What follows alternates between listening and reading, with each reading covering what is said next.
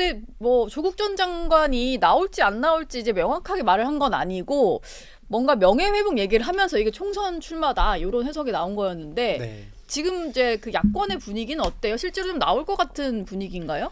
뭐 전혀 그걸 조금 예측할 수는 없고요. 어쨌든 뭐 계속 그런 이야기가 있어서 사실 어제 김태섭 그 전 의원님이 이제 뭐 민주당이 단호한 태도를 취해야 된다 이렇게 말씀을 하셨는데 사실은 민주당은 계속 단호한 태도를 취하고 있습니다. 단호한 태도를 취했어요? 네. 그러니까 예를 들면은 예. 민주당의 뭐 그 정청래 고민정 최고위원도 그 뭐 창당 개인 출마에 대해서 약간 부정적인 의사를 이야기를 했고요. 그리고 이제 지금 이제 당직 맡고 있는 뭐 지금 대표 측근이라고 하고 있는 김영진 정무실장도 약간 선 그었어요. 그 조국 전 장관의 출마에 대해서는 네, 그렇습니다. 그래서 저는 민주당이 어쨌든 조국 전 장관의 출마에 대해서는 단호하게 좀 선을 긋고 있다. 근데 이제 조국 장관이 한 번도 민주당 당원인 적이 없습니다. 네. 지금도 당원이 아닐 거예요. 예. 그래서 이제 뭐 그 전임 정부 때 이제 뭐 장관 맡았다고 해서 계속 민주당이랑 뭐 엮는 거는 약간 좀 무리가 아닌가 이런 생각이 있고 뭐 이제 어떻게 보면 범야권으로 속할 수는 있죠. 근데 네. 금태섭 의원도 어제 말했듯이 뭐 개인 출마를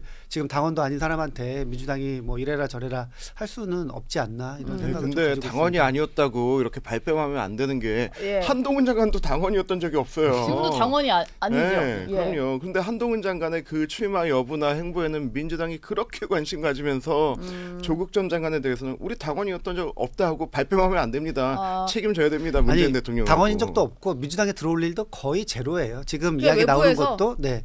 뭐 이제 민주당이 아닌 다른 당을 만든다는 거잖아요. 근데 예. 생각해 보면은 민주당 입장에서는 민주당 아닌 다른 당을 좋아할 리가 좋아할 수가 없는 거죠. 근데 사실 이 얘기를 좀 뒤에 하려고 그랬는데 선거제 네. 개편 얘기가 나와서 좀 여쭤보고 싶은데 지금 보면은 최강욱 전 의원이라든지 김용민 의원 같이 어찌 보면 조국이 만들어낸 그런 초선 의원들 있잖아요. 뭐 김의겸, 뭐 김남국 이런 분들 이제 조국 옹호하다가 좀 뜬 분들 있잖아요. 그러니까 그분들이 뭐 토크 콘서트 이런 거 다니면서 뭐 약간 검찰 개혁, 검찰 독재 뭐 이런 얘기 계속 한단 말이에요. 그러니까 조국 전 장관이 나올 만한 이제 공간을 만드는 행보 아니냐. 그렇게 되면 이제 그분들도 조국 장관을 앞세운 뭐 비례 신당을 만든다거나 이런 식으로 행보할 수 있지 않을까라는 생각이 들거든요. 지난 총선 때 사실 위성 정당 하면서 열린민주당이 그런 식으로 들어온 당이잖아요. 네. 그 가능성은 좀 어떻게 보세요?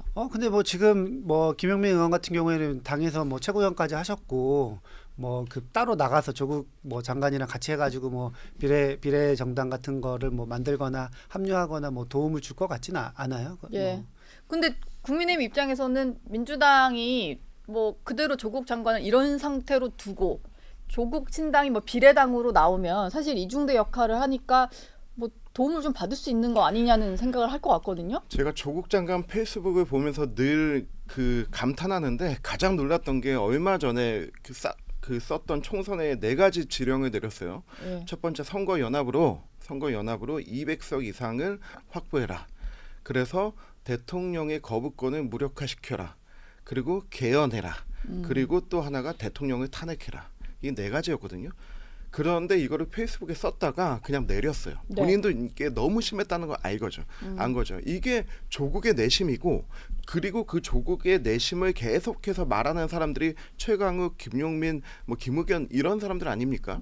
저는 이런 사람들이 한데 모여서 공천 못 받은 민주당에서 이제 떨어져 나온 사람들이 우리는 원래 조국 신당 하려고 했다라고 한데 모여 있는 그림만으로도 한국 정치의 폐악입니다.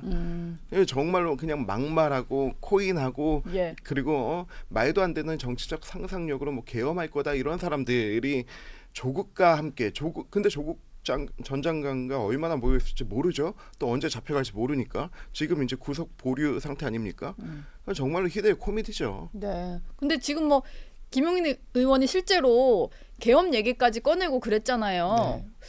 뭐 그런 거는 당에서 너무 제재를 안 하고 그냥 이렇게 두는 거 아닌가 싶긴 하거든요. 강성파들이 너무 이제 메시지를 많이 내는데 그게 사실 민주당을 대표하는 메시지를 읽힌단 말이에요. 맞아요. 뭐 저는 그게 이제 문제라고 생각하는 사람 중에 한 명이고요.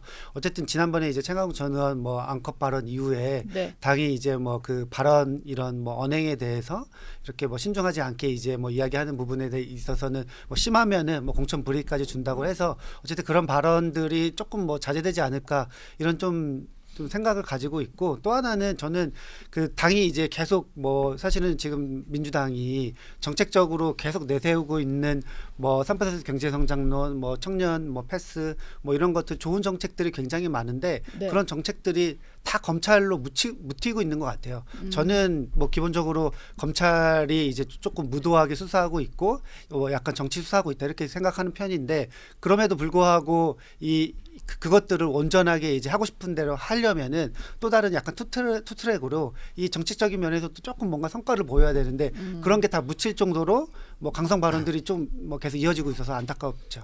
예. 김용민 근데, 네. 의원이 영화 한 편 본 것 같아요. 서울의 봄 본 것 같아요. 아, 그 얘기 있더라고요. 그냥 영화 한 편 보고 감상에 빠져가지고 예. 예전에 그 판도라 보고 원전 해체했다라고 하는 것처럼 그러니까. 예, 이렇게 좀 감정에 의해서 감상에 의해서 시류에 의해서 정치하는 사람들 이게 정치인입니까?